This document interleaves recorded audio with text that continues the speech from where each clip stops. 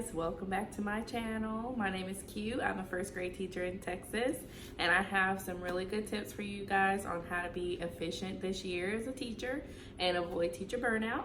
So stay tuned to see of what I have to say.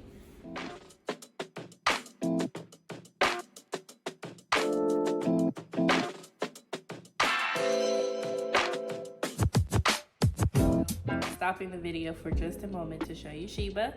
She would love a little bit of camera time because I've been telling her there's other dogs on TikTok and YouTube and stuff, and they're all nice and cute, and she wants her little 5 minutes of fame. Sorry, we haven't washed her face today. She just woke up from a nap, but she's here and live in the flesh. You want to say something? You want to say something? She's a little camera shy. Anyways. All right, let's talk about some tips to prevent teacher burnout.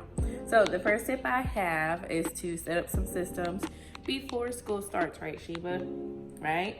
All right, so this is gonna be more of like a show and tell type of video and less of a sit down and conversation type of video.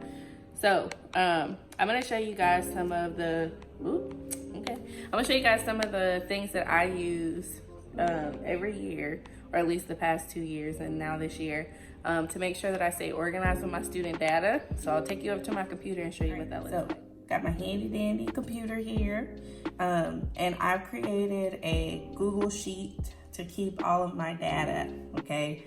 It's free. If your school purchased the Google Suite with Google Drive, Google Form, Google Sheets, this is free to you. Utilize it, okay? So the first one I have is a communications tab. So I just put down the date that I've talked to whoever it is, the student's name, who I spoke with, and what we talked about. Really simple. I keep track of all of that data here just in case a parent says that I haven't contacted them. It'll also normally be documented in email or on paper, but I'd like to keep a physical copy here just in case. Sorry, I think my computer's my phone's like zooming in and out. It didn't know where to focus, so I apologize. All right, the next one is for DRA. DRA is our developmental reading assessment that we do with our kids. So it's basically how we figure out like what reading level they're on. So we're looking for a just right book. So I put all the kids' names down here. And because I teach first grade, I want to know what their end of the year kinder DRE was. So I want to know where they were. And I always put that here to make sure that I have that data. And then beginning of the year data. So after I do my own testing in my classroom, I put their DRA level. I try to do a running record with them and try to keep their progress, track their progress on the sheet. I do the middle of the year one. I do a March running record, and then I do end of the year. So I use this so that I don't have to flip through every child's file and go, ooh, what were they? Or, anything like that. I can also use it to kind of sort their levels. So if I wanted to figure out who was a level 3 in kinder, I could press this little arrow right here, make it go from A to Z, and it'll switch it. But of course, there's not anything there. They're all blank. So yeah, I just do that kind of thing. Next one I have is student info. So I like to know the student's ID number because they use this for lunch. They use this for their computers. I put their last name here, first name, and I like to know their birthday because we celebrate birthdays in first grade. I want to make sure that each kid gets a chance to be celebrated in their own special way, and I just like to have that reminder. Plus, it doesn't really matter, but I also just like to know how old they are because some of my kids are a little older, some of them are already 7, some of them are still 6. So I just want to know. The other thing I put down here is their computer username. So I put it here just in case something happens with their login information. They don't know it, they forget it, parents want to know it. I just have it right here. And then their password. So I linked this here for every single student in my class. The next tab is an attendance list. So in the event that something happens or we go somewhere special, or I just need to make sure that I'm doing a little bit of a checklist for my kids at any point in time, I just put their names right here, and then I can go through and it's automatically a checklist. The next tab is a first day transportation list. So this one, first day of school is always chaotic. Okay, so I always try to go through here and type in names to help me figure out where they're going. They do send us like an official list from the school, but I prefer this one because then it will stay with me all year, and you know, it's just easy. Next one I have on here is a guided reading schedule. So this is like our reading block time, or it was our reading block time. This is just my master one. But anyways, I just type in the kids' names and the time frame, and then I just build my little schedule. I leave a space for extra students. So like if I have extra time, I try to add them in here. And then over here, anytime we have partners, I try to go ahead and predetermine the partners based on their reading level, especially at the beginning of the year, because I want kids to be working with students who are working on the same thing. But as the year goes by or whatever, and their levels change, I do switch up the partners. And then down here, sometimes, like if I'm switching up my schedules here, I'll need to know who's in the group. So I'll just type in group 1 and their student's name and group 2. And then that just helps me switch stuff around. And then of course I print this out and put it on my guided reading binder. The next one is a field trip tab. So last year we had a field trip and we went to this special place or whatever. And I needed to know the chaperone's name, who was going to be in charge of keeping those students, and then the student's name. And then I also had like a list of students who could go home with their parents afterward. And this just made it really easy for me to just take a look and say, okay, Johnny's parents already signed the release form. They can go home with their parents. You know, if they didn't have one of those, then I just had them sign it while they were with me. So that's what this document is. And over one more time is my RTI, which is response to intervention. This is where we pull kids who need a little bit more assistance and than just the gen ed teaching, not gen ed, but just the general teaching that you do every day. These kids need a little bit more of like an extension. So this is just an example of some of the TEKs, because I am in Texas, some of the TEKs that I've used to set their goal. So like if they were tier 3 reading, I could either have them matching and identifying common sounds that letters represent, or they could decode words with blends, digraphs, and trigraphs, or that's the same one. And then for math, if I had one, and normally when I have a math RTI, they're like tier 2. And this one was for like using objects, word problems, separating, comparing within 20. So it's basically like a computation skill that they would be working on. So this is where I keep all of my students' data. And in there, in this is planner, I have a grading document. So I'm gonna go to the index when my pen is working. Oh, sorry y'all. I'm gonna turn it back into a pen. All right, index. So now that I'm here, it has all these different hyperlink tabs that you can use, but I'm gonna go to the grade book because this is where I'm putting in my stuff.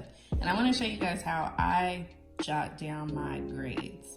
So I'm gonna go turn it back into a pen, and then I'm gonna pretend I have some data to track. First of all, I need to tell myself what subject this is. Ew. Here we go. ELA. All right, so I have this in here. I'm gonna put my kid's name in. So I'm gonna type it.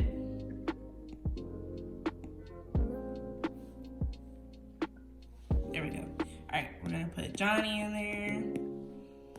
I need Heather and Bobby. Don't ask me where I got these names from. All right.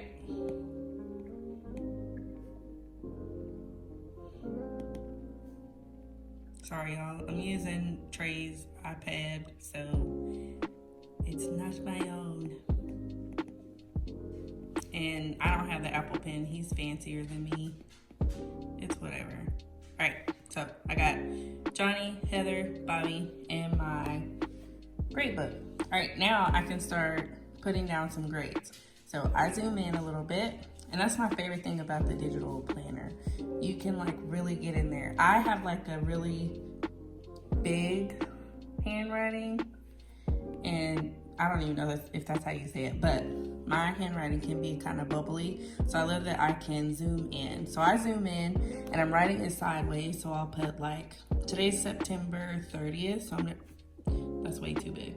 All right, I'm gonna put 9:30. Now I'm gonna do, oh, this is ELA.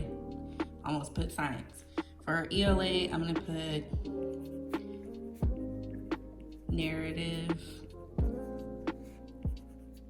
writing. And then we have to do formative and summative grades, and we have to have a certain amount. So I always like to put that in my grade book so I'm aware. So in the corner, I'll either put an F for formative or S for summative. And then I try to put how many points. So for narrative writing, I wouldn't go off like, you know, out of 10, 20 or whatever. I would say C rubric. Okay. And then let's say I looked at the rubric and I graded their writing. I normally try to use the same color. So I'm gonna say, all right, Johnny got a 100, Heather 93, Bobby 100. And then whenever I'm ready to put in my next grade, I change the color and then I move on. So let's say it's October the 5th, and this time they are doing nonfiction.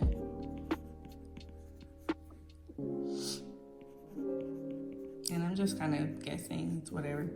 But this time I want it to be a summative. I mean, I'm just doing whatever. And we're gonna see the rubric. Okay, and then this time, Bobby didn't do so well, he got a 73. Heather loves nonfiction, so she got a 100. And then Bobby was all right. All right, then I need one more, so I changed the color again. And I'm gonna say, this next one was on the 11th.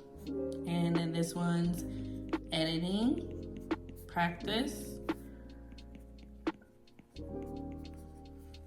And this is a formative, and it's out of 15 points. So I just put 15 points for like out of 15.